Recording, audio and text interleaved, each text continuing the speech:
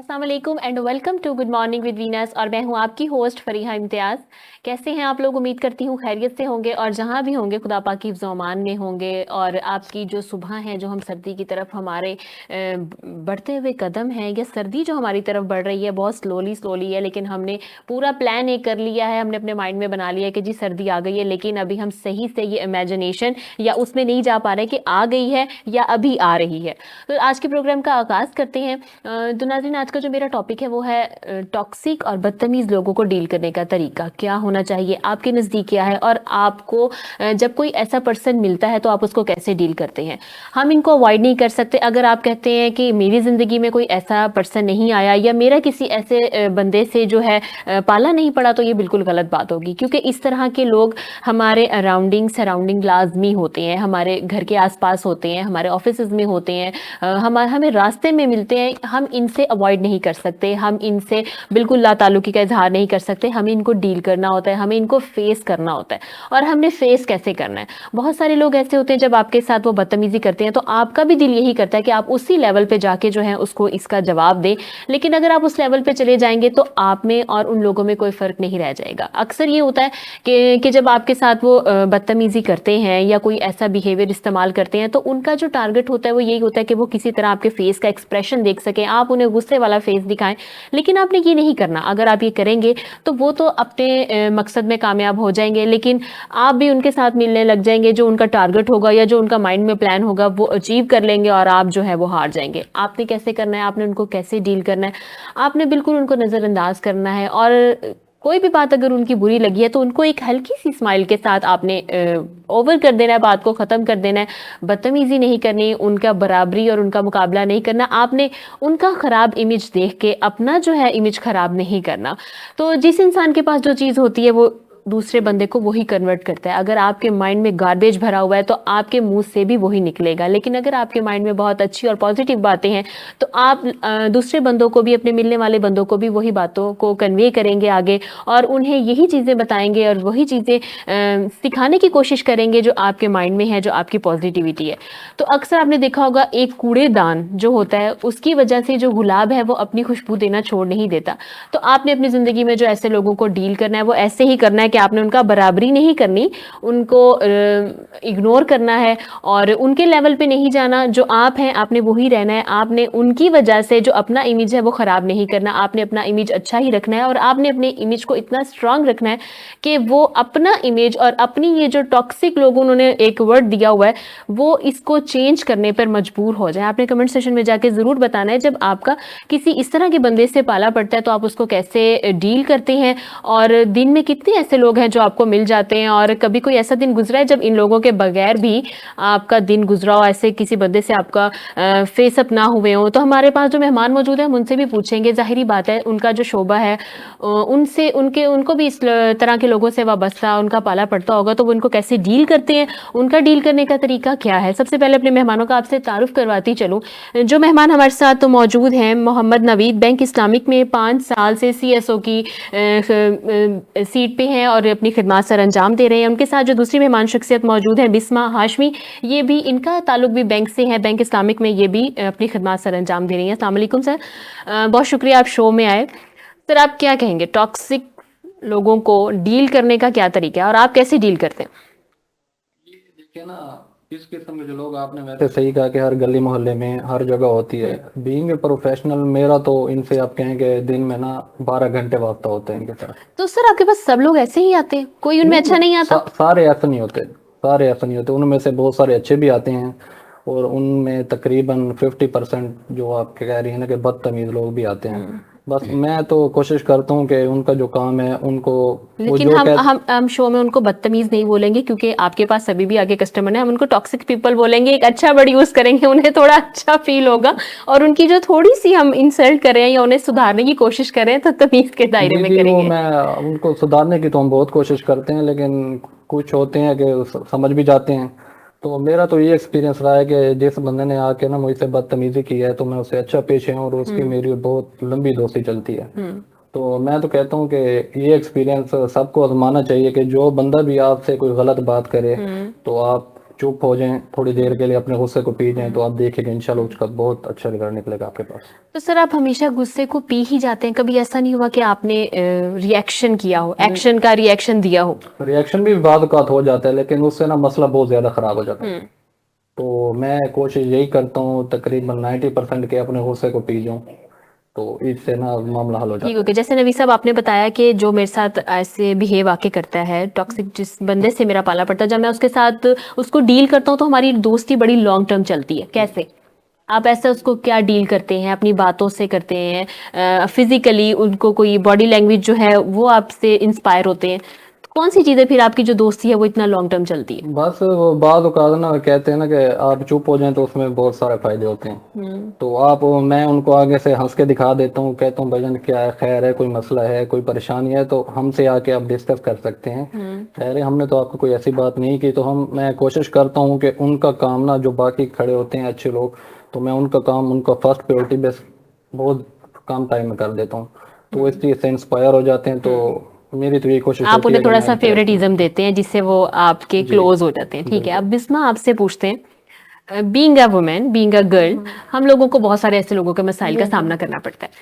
आपके साथ जब कोई इस तरह का वाकया होता है तो आप उसको कैसे डील करती हो? पहले तो मैं इग्नोर कर देती हूँ, जिस हद तक बर्दाश्त हो सके बस उसी हद तक। जब अगला बंदा देखे कि ये बंदी कुछ बोल नहीं रही है तो वो अपनी हद पार करने की कोशिश करता ही करता है। तो मेरी अपनी लाइफ में बहुत से ऐसे चांसेस बने हैं, मैंने काफी लोगों को बर्दाश्त भी किया है, काफी को सुनाई भी हैं। जब मैं अपनी तरफ से उन्हें उनकी हद याद करवाती हूँ ना कि भाई आप अब अपनी हद पार कर रहे हो, ना करो, बस काफी है, इतना बर्दाश्त मैंने कर लिया। मतलब वो यानी कि अगले बंदे को बोलने पर मजबूर करते हैं। ठीक है, हाँ, वो लास्ट में यही बोलेंगे हम तो चाहते ही ये थे कि आप बोलें। बिल्कुल ऐसा ही है।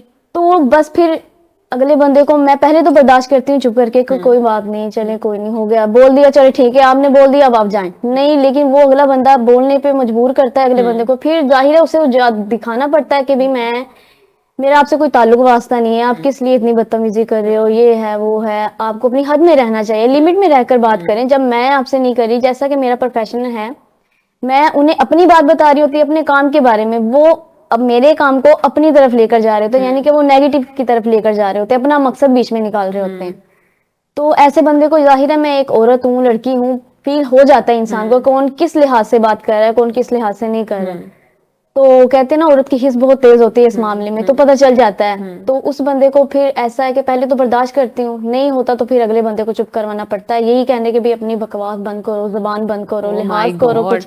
अच्छा, अगले बंदा जब अगर हम ये करता देखें है कि ना, बिस्मा की बर्दाश्त का लेवल क्या है, जहाँ पे अब आपको आके लगता है कि नहीं अब तो बोलना पड़ेगा, अब जो है इसको इसकी हद याद करवानी पड़ेगी? जाहिर है जब एक इंसान बोली जाए उसे कब तक इग्नोर करता है इंसान। वो बोली जाए आप बहुत प्यारी हो, आप ये हो, आप वो हो, वो फौरन से ही, ना कोई रिश्ता, ना कोई जान, ना कोई पहचान, फौरन से ही वो शादी की जो ऑफर कर रहा है इंसान, ये कह रहा है कि हमें आपसे प्यार है, वो जाहिर है ये बदतमीजी की हद ही बिल्कुल है। ऐसे ही है। लेकिन अगर आप एक सेकंड में किस तरह से तुम्हें इतना लेकिन हो अगर गया। आपके प्रोफेशन की तरफ आते हैं, जाहिर बात है आप इसी लिहाज से मैं आपको बता रही थी, मैं उन्हें डील कर रही होती, इंश्योरेंस के बारे में बता रही होती। जैसे मैं आपको बताऊं कि मैंने एक कस्टमर को कहा कि ये प्लान बहुत अच्छा है, वो कह रहे हाँ जी बहुत अच्छा है, आप भी बहुत अच्छी हैं, आप भी बहुत प्यारी हैं। वो मेरे काम को अपनी तरफ लेकर जा रहे होते हैं, यानी कि अपना मकसद बीच में निकाल रहे होते हैं। बाद नंबर लेकर जाते हैं, वो फिर टेक्स्ट करने लग जाते हैं, फिर वो गलत बातें करते हैं, अपनी पिक्स एंड शेयर कर दो, आपसे अगर हम बाहर मिलना चाहें आप बाहर हमें काम, ये तो बाहर मिलने वाला जो काम है ना, इस पर मुझे पता चलता है कि ये बंदा 2 नंबर ही है।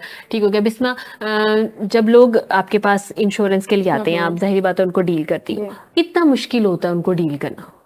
मुश्किल नहीं होता है, जो कस्टमर खुद करवाना चाहे ना, उन्हें कुछ ना कुछ भावना होती है, वो आकर करवा लेते हैं, उन्हें ज्यादा मेहनत नहीं करनी पड़ती। कुछ को खुद डील करना पड़ता है, वो उल्टे सवाल करते हैं, ये सूद है, ये गलत है, तो ये है। मैं फिर उन्हें दिखाती हूँ कि हमारे पास पंपलेट पड़े हुए हैं, हमारे पास इजाजत है, तो मैं कर रही हूँ। यहाँ पर जाहिर प्रोफेशनल लेवल है, उसके बगैर तो नहीं मैं बैठी हुई। बहुत सारी जगहों पे ऐसे होते हैं ना, लोग कन्विंस नहीं हो पाते क्योंकि वो समझते हैं कि हमारे साथ फ्रॉड हो जाएगा, और होता भी है लोगों के साथ, उनका ट्रस्ट जो है वो जल्दी गेन नहीं कर पाते। बिल्कुल ऐसा ही है। तो मैं, ऐसा है ना कि मैं उन्हें बताती हूँ ना कि भाई दूसरी कंपनियों से हमारी कंपनी जो है वो अलग है। मेरी EFU की कंपनी है ना, लाइफ इंश्योरेंस की। तो मैं उन्हें जब सब कुछ बताती हूँ, उन्हें कन्फ्रेंस करती हूँ, आहिस्ता आहिस्ता ही जाहिर लेवल पर आता है इंसान, तो काफी टाइम के बाद वो मान जाते हैं कि नहीं आपकी बातों में सच्चाई नजर आ रही है।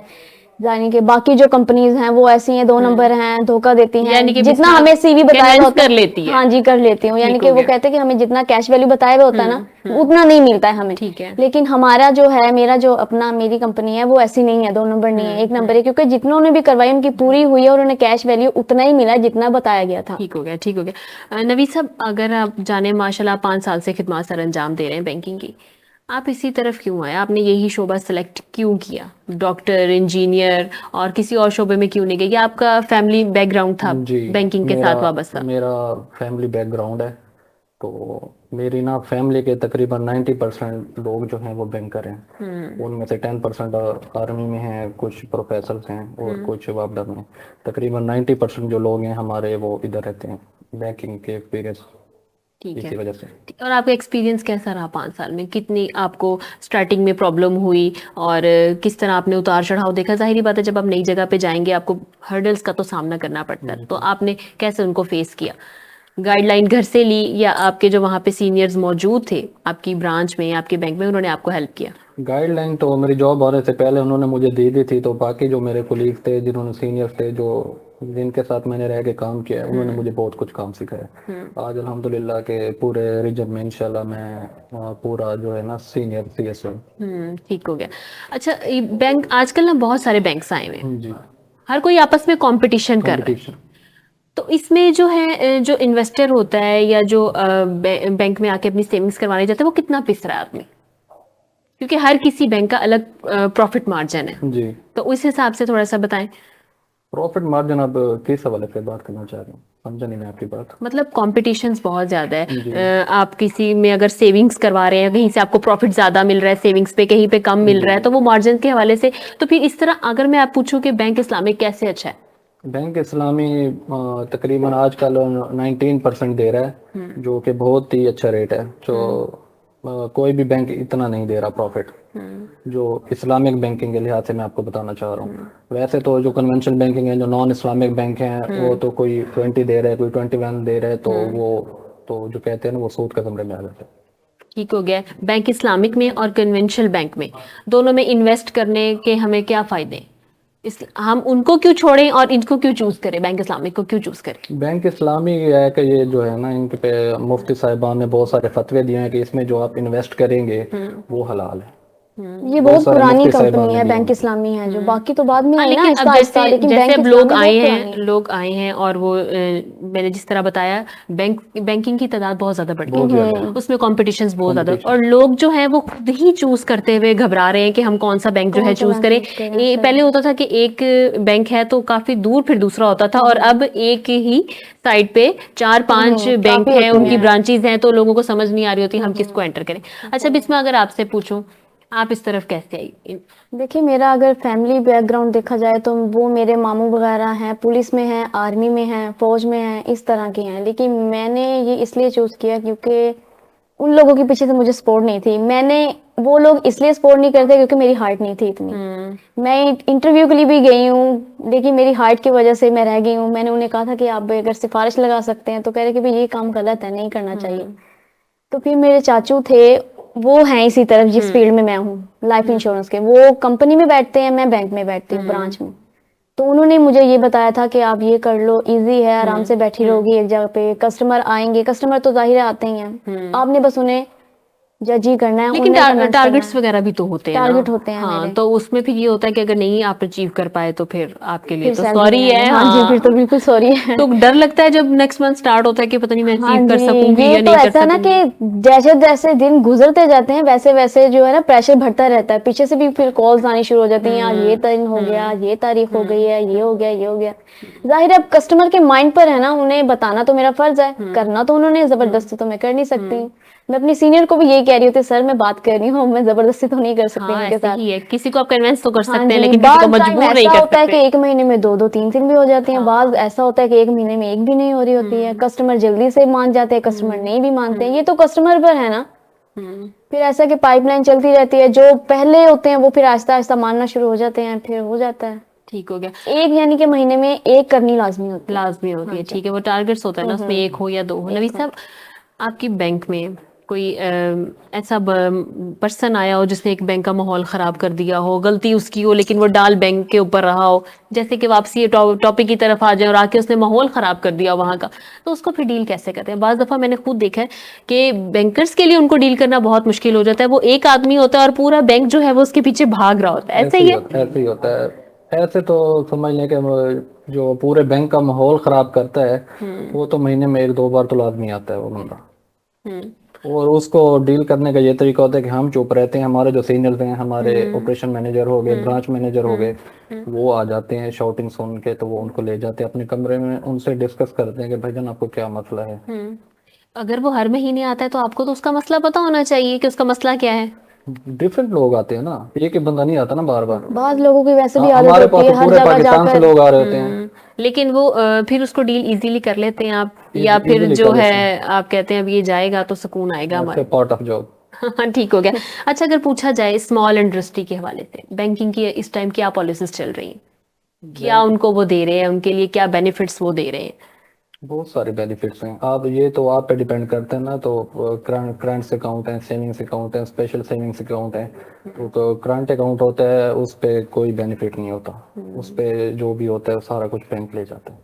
जो सेविंग अकाउंट होता है उस पे मुख्तलिफ रेट्स होते हैं, और एक स्पेशल सेविंग होता है उस पे स्पेशल रेट्स होते हैं। वो फिर वो कस्टमर बताते हैं कि मैंने इतनी अमाउंट है मेरे पास, तो उसके बाद वो हेड ऑफिस से अप्रूवल होती है कि इसका इतनी अमाउंट है और इस पे वो हम स्पेशल रेट देंगे।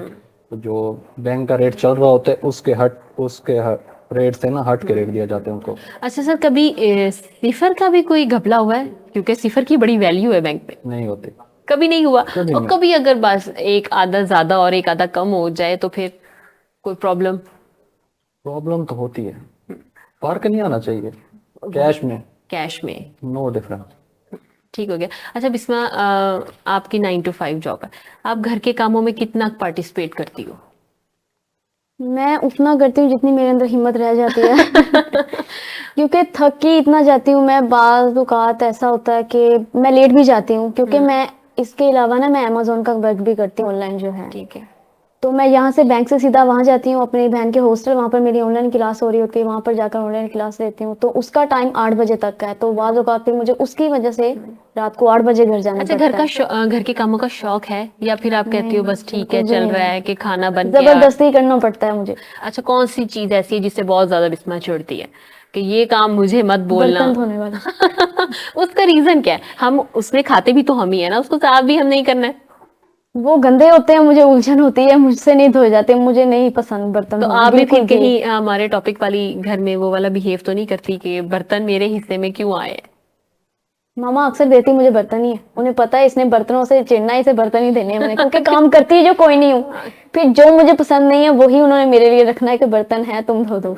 अच्छा, कभी ऐसा हुआ है किसी का बिहेव देख के, जैसे कि आप बता रहे हो कि आपको ऐसे इस तरह के लोगों से आपका पाला पड़ता है, कभी लगा कि अब बस बहुत हो गई है, मेरी बर्दाश्त खत्म हो गई है, अब इसको खत्म कर देना चाहिए, मुझे ये जॉब छोड़ देनी चाहिए? बहुत दफा मैं ये सोच चुकी हूँ कि ये जॉब मेरे काबिल नहीं है, मैं नहीं कर सकती। बाज़ औक़ात इस टाइम इस लिहाज से भी सोचती हूँ कि भी बैंक का नहीं हो रहा है तो फायदा कोई नहीं मेरा आने का, फजूल आ रही हूँ, फ्यूल भी लग रहा है, इतना टाइम भी वेस्ट हो रहा है, मैं छोड़ दूँ।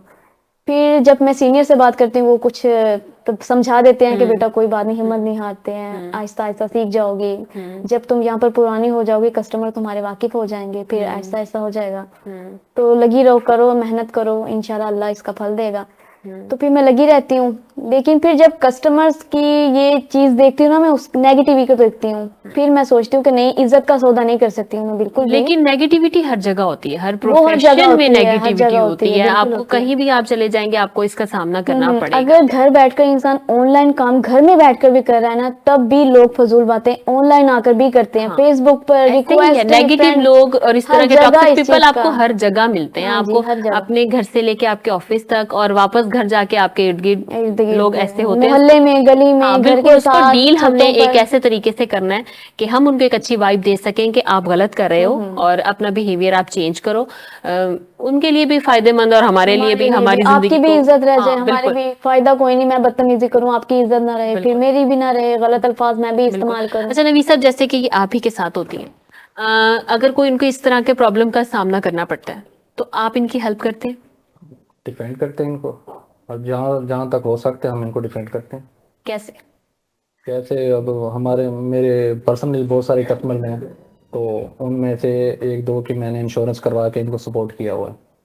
तो जहाँ तक हो सकते हैं हम करते हैं। बाकी जहाँ तक रह गई बदतमीज़ लोगों की बात, तो जब तक ये बैंक में होते हैं तब तक किसी की जरूरत नहीं है। ठीक है, ठीक हो गया। लेकिन इनके साथ कोई आके बदतमीजी करे वो हमसे कर सकते हैं, लेकिन औरत जो हमारे पास बैठी है ना, तो वो हमारी जिम्मेदारी है। ठीक हो गया। नवीद साहब, आप क्या मैसेज देना चाहेंगे लोगों को?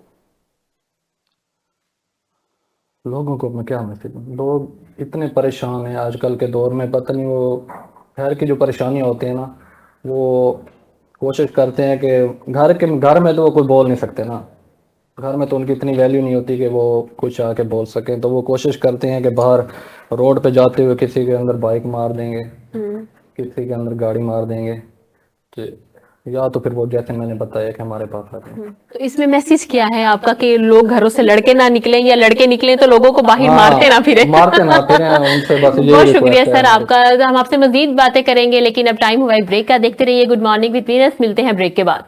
Venus group of companies. क्या आप अपने माली अहदाफ तक पहुंचना चाहते हैं? तो फिक्रमंद होने की कोई जरूरत नहीं, क्योंकि वीनस ग्रुप ऑफ कंपनीज आपके लिए एक ऐसा प्लेटफॉर्म है जहां आप अपने माली अहदाफ तक बआसानी पहुंच सकते हैं। हम दुनिया भर में अपनी खिदमात फराहम कर रहे हैं। कमोडिटी मार्केट में महारत के साथ साथ हम अपनी पेशा वाराना पुर अज़म खिदमात के साथ बढ़ती हुई मार्केट में जिंदा रहने में आपकी मदद करते हैं। हमारा एतमाद मार्केट के खतरात को कम करना है, जिसका नतीजा आप काबिल जिक्र मुनाफा कमाते हैं। वीनस कस्टमर केयर सपोर्ट 24 घंटे मुफ्त मुशावरत फराहम करती है और हमवार अमल के लिए हमारे पार्टनर्स की मदद करती है। तो आज ही हमारी वेबसाइट पर रजिस्टर हों और मुनाफा कमाना शुरू करें।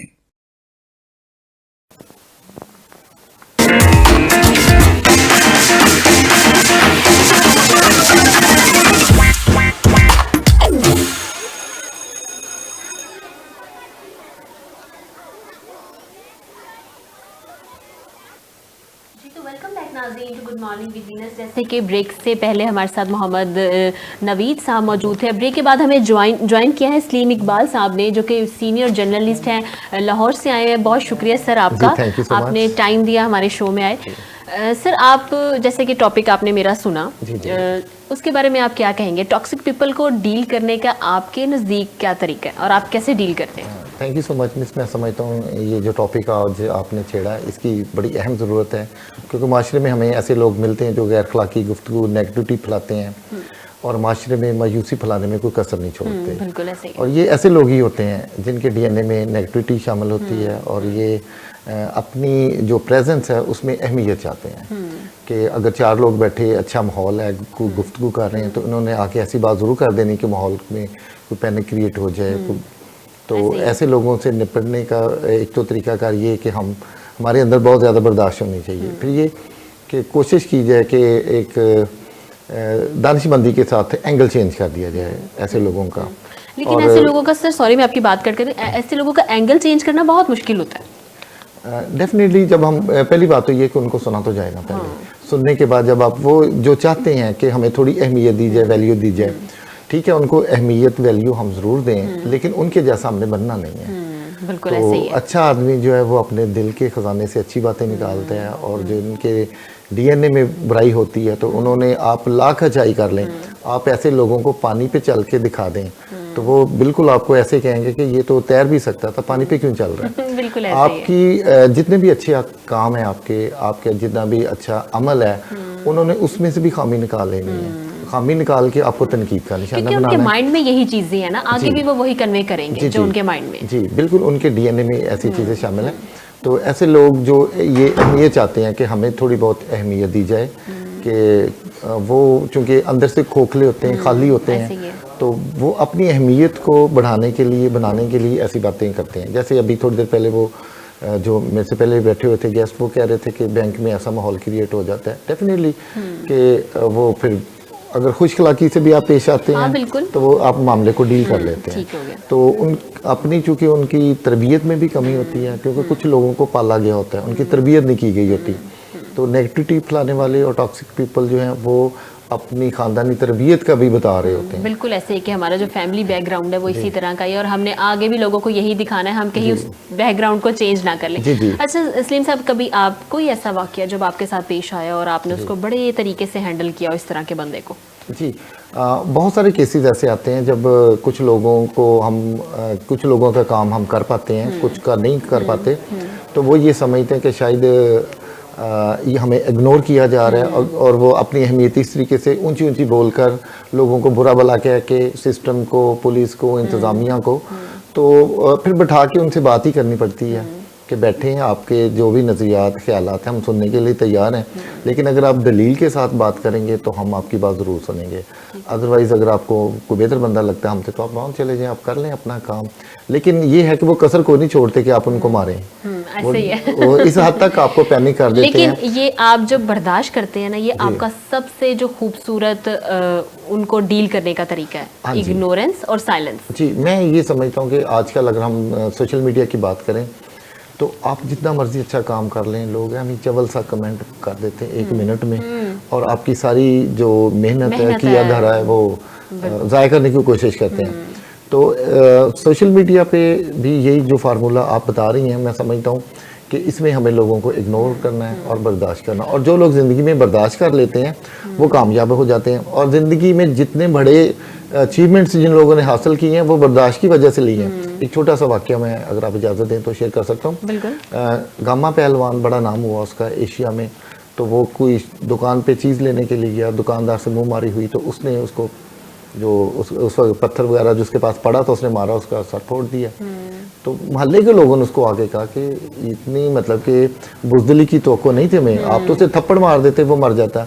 तो वो कहता कि आप अपनी जो सलाह है ना वो अपने पास रखें। गामा पहलवान ने अपनी जो पहलवानी की है ये ताकत के ज़ोर पे नहीं की, अपनी बर्दाश्त के ज़ोर पे की है। तो जो लोग बर्दाश्त कर जाते हैं माशरे में वो कामयाब हो जाते हैं, और जो लोग बर्दाश्त नहीं कर पाते वो आप जेलों में देखेंगे, सड़कों पर भीख मांगते देखेंगे, और उनका जो फ्यूचर है, उनकी जो जिंदगी है, फिर वो खुद अपने हाथों से अपनी ज़बान के जरिए जो है वो तबाह कर लेते हैं। बिल्कुल ऐसा ही है। सलीम साहब, सहाफ़त का शौक कैसे आया? सहाफ़त एक्चुअली हमारे अपने घर पे कब्ज़ा हो गया था, और जंग अखबार उन दिनों बहुत ज़ोरों पे था। 30 साल पहले की बात बता रहा हूँ, 30-35 साल। तो एक रिपोर्टर से हमारा ताल्लुक़ बना, तो जब वो थाने में जाता था तो SHO अपनी कुर्सी छोड़ के भी उसे पेश कर देता था, बड़ी इज़्ज़त करता था उसकी। तो फिर मेरे अंदर एक तो ये चीज़ भी आई कि अगर आप अपना काम लेना चाहते हैं तो फिर आपको जर्नलिस्ट बनना पड़ेगा।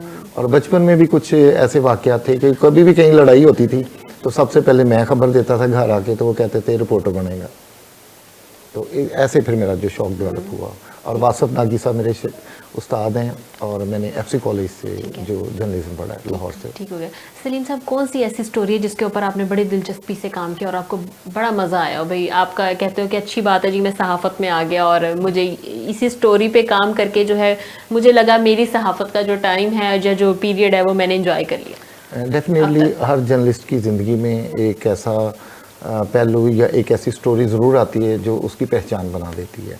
चाइनीज़ फेक मैरिजेस पे मैंने बहुत ज़्यादा काम किया, जो चाइनीज़ बाहर से आकर पाकिस्तानी लड़कियों से शादियां करते थे और फिर बाहर जाकर उनकी ख़रीदो फरोख्त की जाती थी।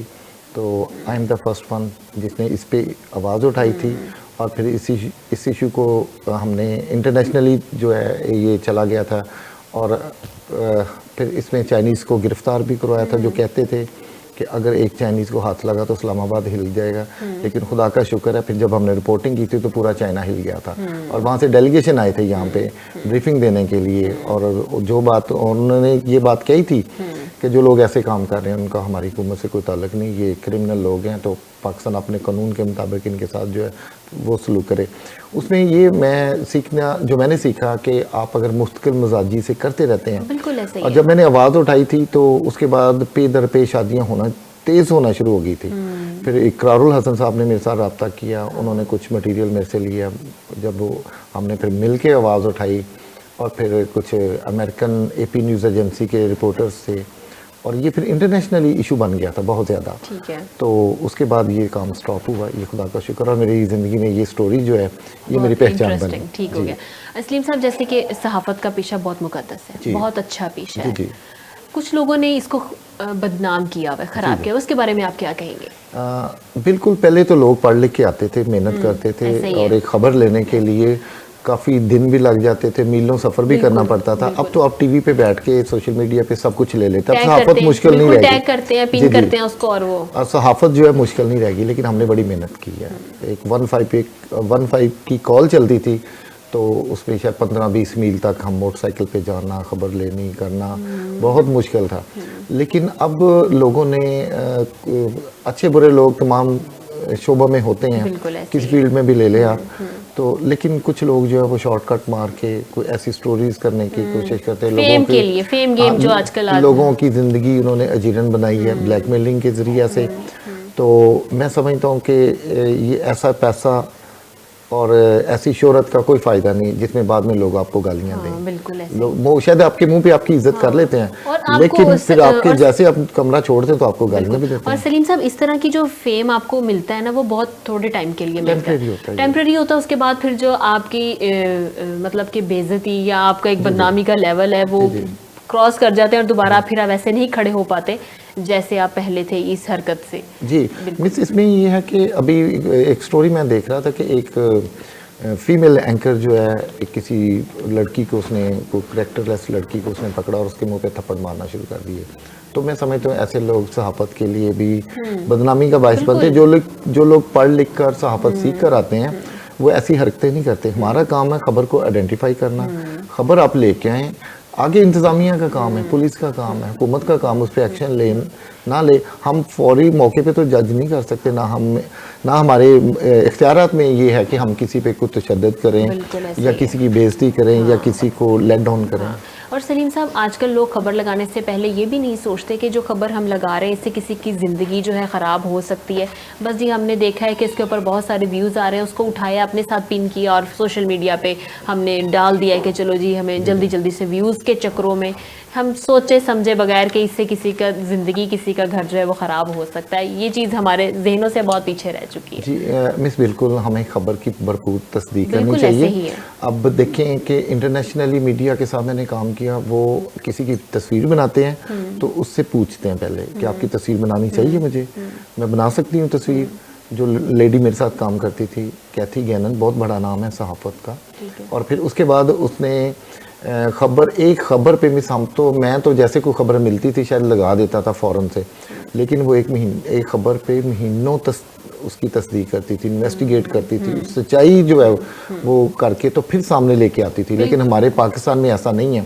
रेप केसेस में वो कहते हैं कि एक लड़की के साथ अगर रेप हो जाता है और आप उसकी तस्वीर और नाम दे देते हैं तो आप रेप से भी बड़ा जुल्म करते हैं बिल्कुल उसके ऐसे ही है, ऊपर। बिल्कुल ऐसे तो ही है। उसकी तस्वीर ना दी जाए, ब्लर कर दी जाए। कोई बेशक अगर उसकी मर्जी भी है, लेकिन आज अगर उसके साथ ज्यादती, कल पता नहीं क्या मामला होगा कि बिल्कुल कहाँ ऐसे जिंदगी ही के है। किस मुकाम पे होगी और हम उसको बदनाम करते हैं और वो तो पूरा नाम भी नहीं देते। ऐसे ही और इंटरनेशनल मीडिया से इन लोगों के साथ काम करके मैंने बड़ी चीज़ें सीखी हैं, डिसिप्लिन किया बिल्कुल अपने आप ऐसे को। ही है। लेकिन हमारे पाकिस्तान में सीखने का ऐसा नहीं जो- है। अब यूट्यूबर्स जो हैं इतनी गैर अखलाकी खबरें देते हैं कि शर्म से सर वो जो सिर्फ झुक व्यूज़ जाता के है। चक्करों में होते हैं। बिल्कुल ऐसा ही है। अगर हम बिस्मा तो से मैं पूछें, समझता हूँ कि ये मिस ऐसा तो बिल्कुल भी व्यूज़ तो आपको मिल जाएंगे, लेकिन इंसानियत से आप गिर जाएंगे। बिल्कुल ऐसे। बिस्मा, आपको भी सहाफ़त का शौक हुआ कभी? नहीं, मुझे नहीं है। मैं ये जो लोग जैसे सलीम साहब कह रहे हैं कि हमारे अपने घर पे कब्जा हो गया था, वहाँ से मुझे लगा कि अगर आपने अपने सारे काम करवाने हैं तो आपको सहाफ़त में आना होगा। तो कभी आपको लगा जैसे इस तरह के लोगों से आपको पाला पड़ता है, मुझे भी कोई ऐसी सीट पे ही बैठना चाहिए कि जहाँ मैं इन सब लोगों से जो है डील कर सकूँ, इनको हैंडल कर सकूँ और ये जो हरकतें कर रहे हैं इनको इनका मज़ा चखा सकूँ? नहीं, मैंने कभी ना सोचा, क्योंकि मुझे ये चीज़ें नहीं पसंद, सियासत नहीं पसंद मुझे बिल्कुल भी। सियासत के अलावा कोई चीज़ नहीं, बस ठीक है जहाँ पे आप हो, जहाँ इसके पर बाद मैं आप हूँ। ख़त्म करोगी और हाँ घर जी। जाओगी। हाँ जी, यही है। अच्छा बिस्मा, क्या मैसेज देना चाहोगी जो लड़कियां काम करती हैं, उनको जो मसाइल का सामना करना पड़ता है उसके बारे में उन्हें किस तरह फेस करना चाहिए, क्योंकि आप तो इस टाइम फेस कर रही हो, डील कर रही हो लोगों को, क्या मैसेज देना चाहोगी उनको? मैं मेन मैसेज यही देना चाहूँगी कि दौलत और पैसे के नशे में आकर ना अपनी इज्जत का सौदा ना कर, क्योंकि ये चीज़ें मैंने देखी हैं, सुनी सुनाई चीज़ पर यकीन नहीं करना चाहिए। जो आंखों से इंसान देखे उस पर यकीन करना चाहिए। और अगर बाहर निकल कर काम कर भी रही हैं ना लड़कियां बच्चियां, लेकिन अपनी इज्जत का सौदा ना करें। ये ना सोचें कि पैसा आ रहा है, चलो पैसा तो आ रहा है, इज्जत जा रही है तो जाए, ये नहीं करना चाहिए। बिल्कुल इज्जत सबसे बड़ी चीज़ है, इज्जत का तहफ़्फ़ुज़ करें। पैसा नहीं भी आ रहा तो अल्लाह की ज़ात है ना देने वाली। बिल्कुल ऐसे ही है। सलीम साहब, आप क्या मैसेज देना चाहेंगे?